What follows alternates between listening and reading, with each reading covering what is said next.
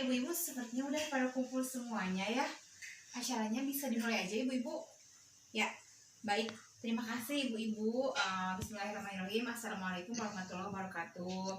Ibu-ibu, terima kasih sudah hadir untuk kegiatan P2K2 hari ini. Kelihatannya sudah kompak ya, semua sudah pada pakai masker semua, kemudian juga jaga jarak, kemudian juga kelihatannya sekarang makin banyak yang hadirnya ya Bu ya. Terima kasih, mudah-mudahan ini bisa dipertahankan dan ibu-ibu bisa dalam keadaan sehat, begitu pula keluarganya ya Bu ya. Sebelum kita melakukan kegiatan selanjutnya, alangkah baiknya untuk kita berdoa, ibu-ibu. Berdoa dipersilakan. Ya, selesai. Baik, ibu-ibu, hari ini sebenarnya juga sama, nggak beda jauh lah sama yang kemarin-kemarinnya. Kita akan membahas tentang mengasuh anak, cuman lebih kepada terkait dengan bermain. Jadi nanti kita akan lebih banyak berbicara tentang bermain ibu-ibu. Namun sebelumnya saya mau tanya nih ibu-ibu, ada yang masih ingat nggak sih Bu materi yang kemarin, pelajaran yang kemarin? Kita ngebahas apa aja sih kemarin tuh Bu, yang minggu lalu? Ada yang inget nggak Bu? Ya, betul. Kemarin itu membahas tentang bagaimana mengasuh anak yang baik ya Bu ya. Jadi ya Bu Darmi, gimana Bu Darmi? Ya, makasih Bu Darmi. Tadi Bu Darmi bilang katanya kalau mengasuh anak itu tidak boleh galak ibu-ibu. Kemudian ada lagi? Ya baik, betul Bu Kurnasi, makasih. Nah, kata Bu Kurnasi bilang kalau misalkan bertengkar itu tidak boleh di depan anak. Jadi kita kalau misalkan ada masalah sama suami kita harus menghindari pertengkaran di depan anak. Seperti kalau misalkan ada hal-hal yang harus dibicarakan nih, meskipun itu emang harus banget kita sabar tunggu anak itu ketika sudah tidur atau ketika anak sudah lagi tidak ada di rumah lah ibu-ibu. Jadi dihindari ya Bu ya pertengkaran di depan anak. Ya baik, Ibu yang lainnya ada lagi nggak? Ya Bu siapa nih? Ibu Iin. Ya baik Bu Iin, gimana Bu Iin? Ya betul, makasih Bu Iin. Kata Bu Iin katanya kita itu harus memuji anak. Jadi kita harus lebih banyak melihat hal-hal yang baiknya sama anak. Kalau misalkan anak harus melakukan suatu hal yang baik, kita puji. Jadi biar anaknya juga semangat Bu. Jadi dia bisa melakukannya berulang-ulang begitu. Nah, ibu-ibu selanjutnya ibu boleh deh dibuka dulu buku pintarnya. Ya, halamannya boleh dibuka deh Bu, halaman 1 boleh dibuka, halaman 1 ibu-ibu.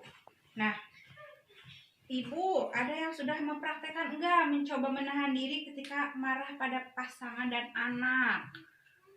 Ada ya, Ibu Nengsi ya? Ibu Nengsi, gimana Bu Nengsi? Ya, sudah mencoba kata Bu Nengsi. Kemudian gimana rasanya tuh suami sama anak kalau misalkan Ibu Nengsi Ibu Nengsi bisa menahan marah ke mereka? Oh gitu ya. Jadi katanya tumben si mama nggak suka marah-marah sama saya gitu kata anaknya tadi. Kata bapaknya juga ya, tumben Bu sekarang suka marah-marah. Nah, jadi mungkin mereka merasa aneh, cuman tidak apa-apa ibu-ibu, itu kan hal yang baik. Jadi memang kalau hal baru itu memang wajar sih ya di perasaan, nanti juga mereka akan terbiasa begitu. Nah, ada lagi nggak ibu-ibu? Inilah misalnya ini, mengucapkan terima kasih pada anak jika anak selesai membantu. Ada yang sudah mempraktekannya Bu? Ya ada. Gimana Bu anaknya pas ibu bilang makasih? Iya sama, bilangnya tumben juga. Ya jadi aneh katanya. Ya begitu, makasih ya Bu Nengsi. Ya Bu Nengsi lagi ini ya. Bu Nengsi bilang juga katanya aneh katanya, kata anaknya. Emang itu juga hal baru ya mungkin bagi mereka. Nanti juga insya Allah terbiasa begitu. Sebenarnya ibu-ibu manfaatnya itu untuk kita sendiri dan untuk keluarga kita. Jadi kalau misalkan memang kita sudah mempraktekkan nih apa yang uh, dipelajari, apa kegiatan-kegiatan kemarin lah tentang pengasuhan, sebenarnya itu juga akan membuat keluarga kita itu bahagia. Apa kuncinya ya, kita gimana, kita berusaha gitu kan mempraktekkan, memberikan pengasuhan yang baik itu sama anak-anak kita gitu. Sudah hebat ya, sudah banyak yang mempraktekkan. Nah, bagi ibu-ibu yang belum mempraktekkan, nanti boleh dicoba ya di rumah. Kalau misalkan memang ibu-ibu yang lainnya bisa mempraktekkan, berarti ibu-ibu yang belum juga pasti bisa mempraktekannya. Memang tidak mudah ibu-ibu, cuman kan ini tidak ada orang yang tiba-tiba bisa kan. Jadi dicoba, silahkan dicoba. Insya Allah bisa. Nanti gimana Bu kalau misalkan besok yang belum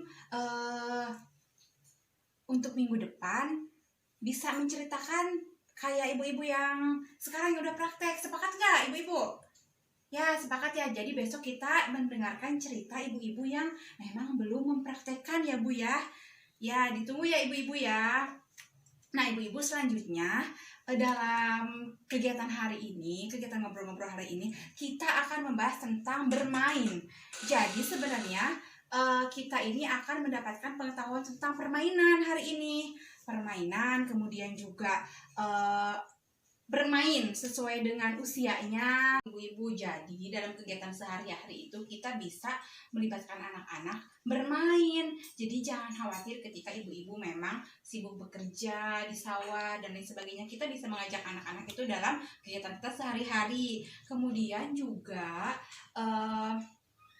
dengan permainan itu ternyata menambah kata-kata baru, dan mereka juga, si anak bisa mendapatkan pengetahuan yang baru ibu-ibu. Nah, ada nggak ibu-ibu yang masih ingat zaman baheula pernah main apa aja ibu-ibu?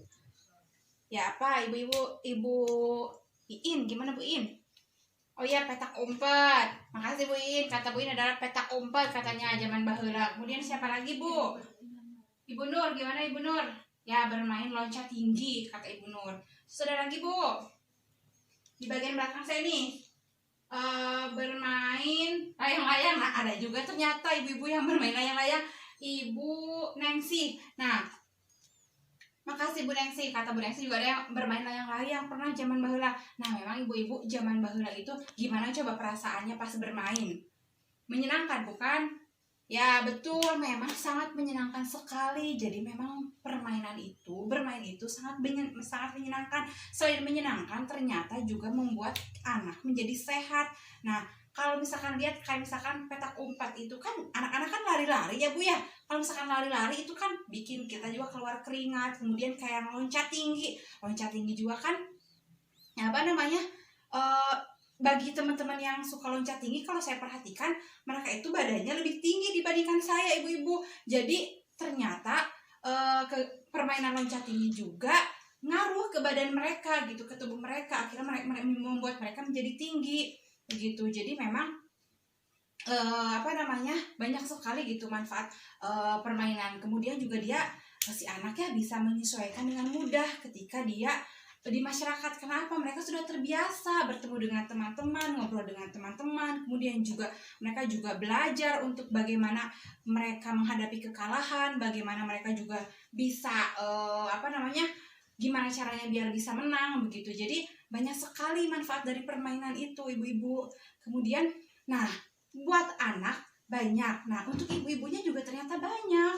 Jadi permainan itu bisa mendekatkan kita dengan anak, bisa lebih dekat lagi dengan anak kita meskipun kita punya kesibukan bekerja. Nah, permainan sebenarnya menjadi menjadi kesempatan buat kita untuk bisa mendekatkan dengan anak ibu. Nah, ibu-ibu, jadi permainan itu membuat kita menjadi dekat dengan anak bahkan sampai mereka itu dewasa.